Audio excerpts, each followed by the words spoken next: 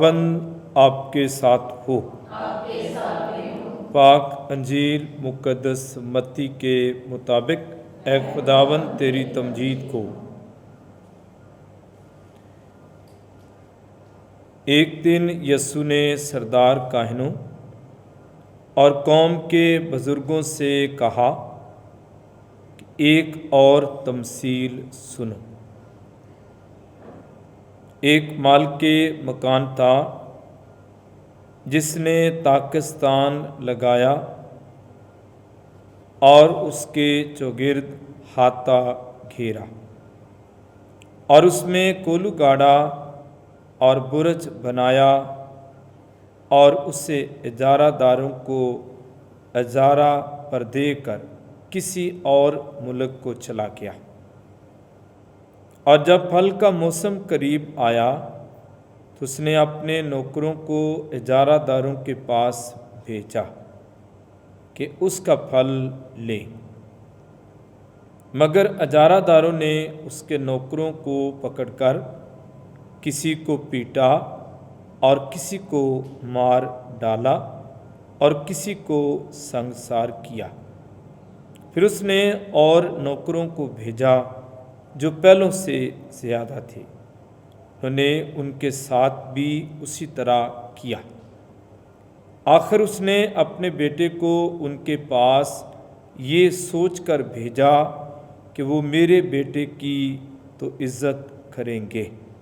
लेकिन इजारादारों ने बेटे को देखकर आपस में कहा कि वारिस यही है, आओ इसे कत्ल कर दें और इसकी मीरास ले लें।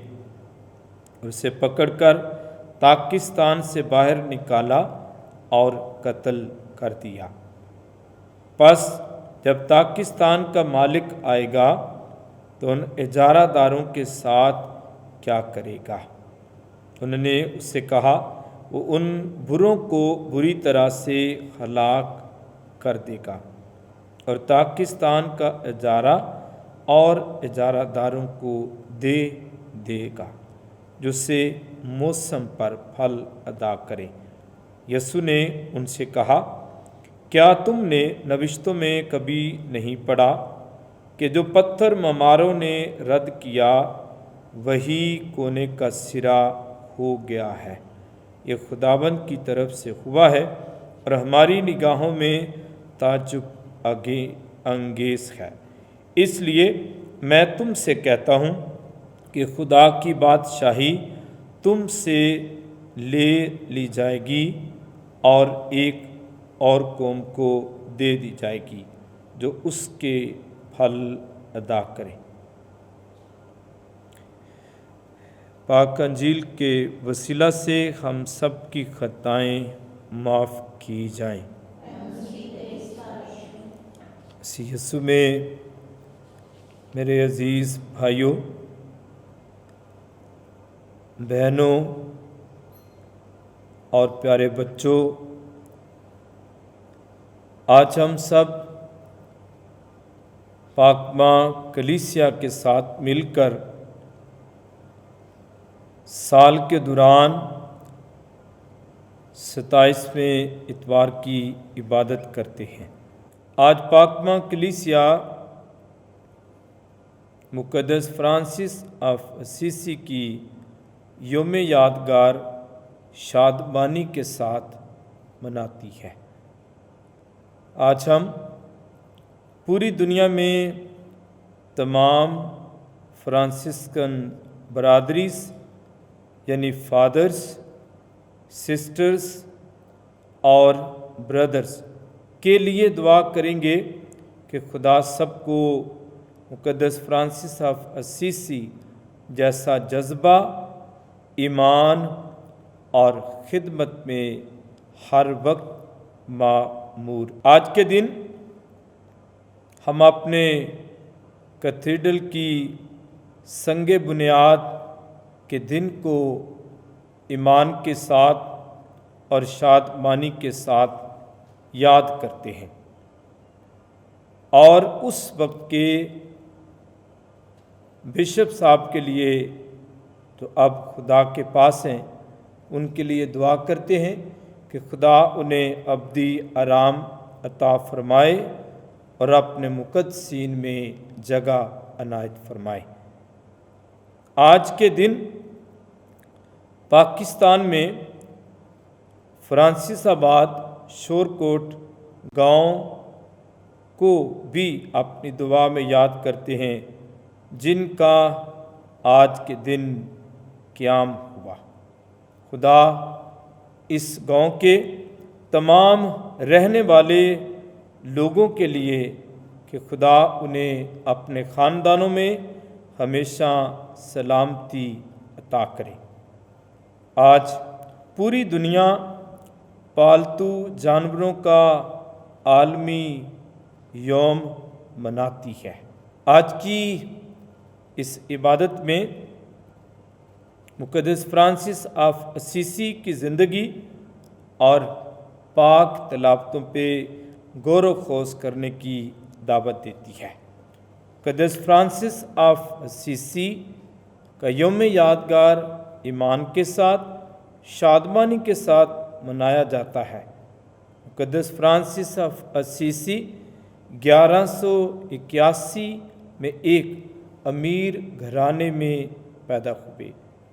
ابتدائی زندگی دنیاوی عیش و عشرت اور بے راہ روی میں گزری۔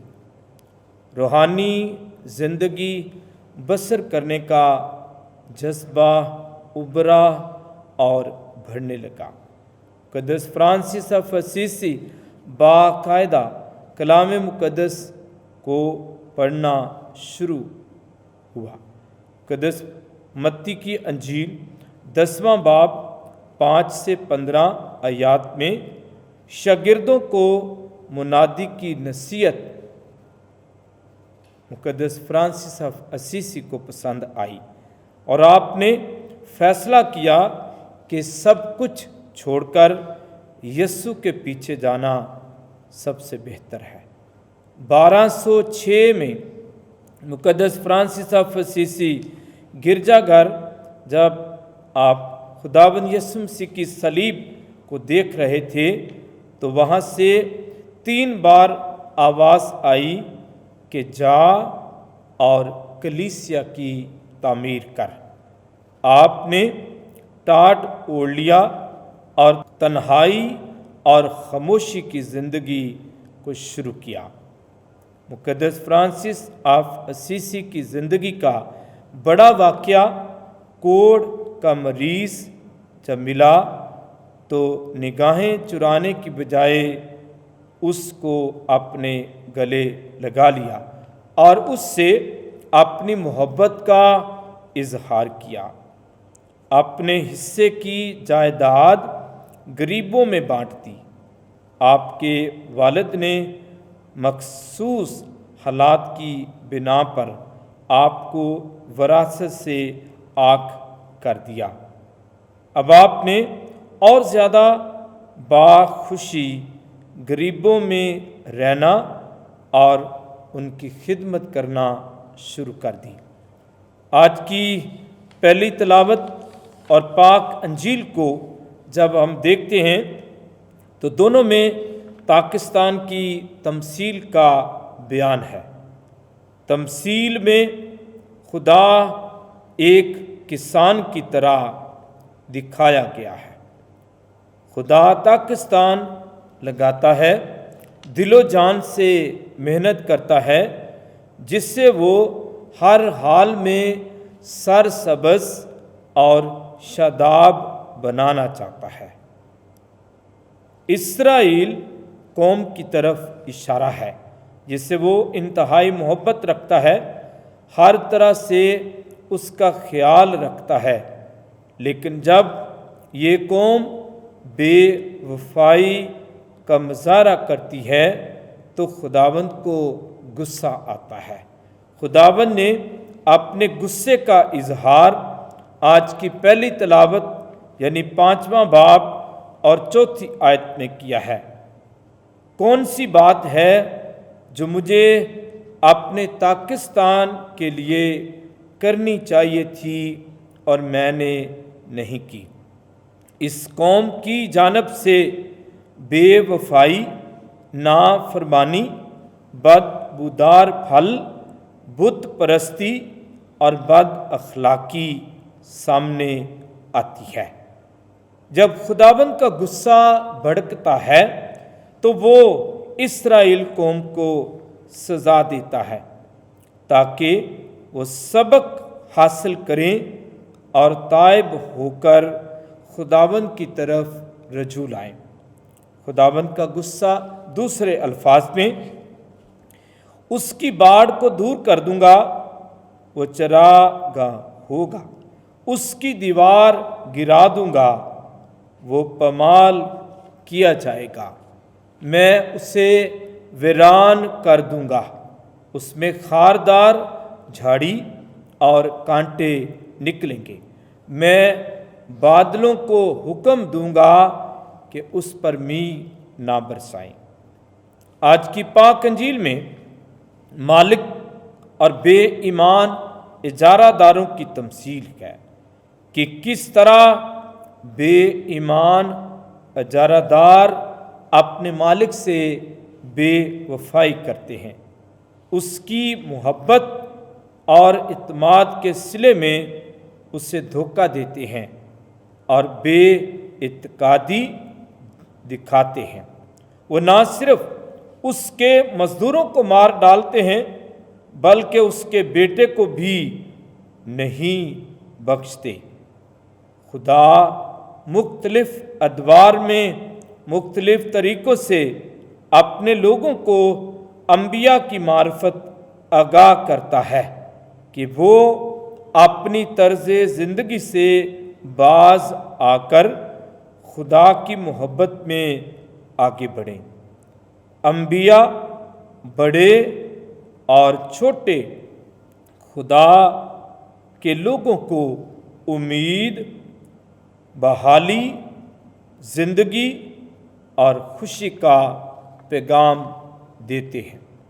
خدا نے نجات کا منصوبہ انبیاء کے ذریعے انسانوں تک پہنچایا اور آخر کار اپنے بیٹے کو ذمہ داری سونپی کہ اس کی قوم اس کے بیٹے کا لحاظ کرے گی، اس کی بات مانیں گے، لیکن بے ایمان قوم نے بیٹے کا حکم ماننے کی بجائے اسے قتل کر دیا، اور یوں بادشاہی خدا نے اپنے لوگوں سے لے کر دوسروں تک پہنچائی۔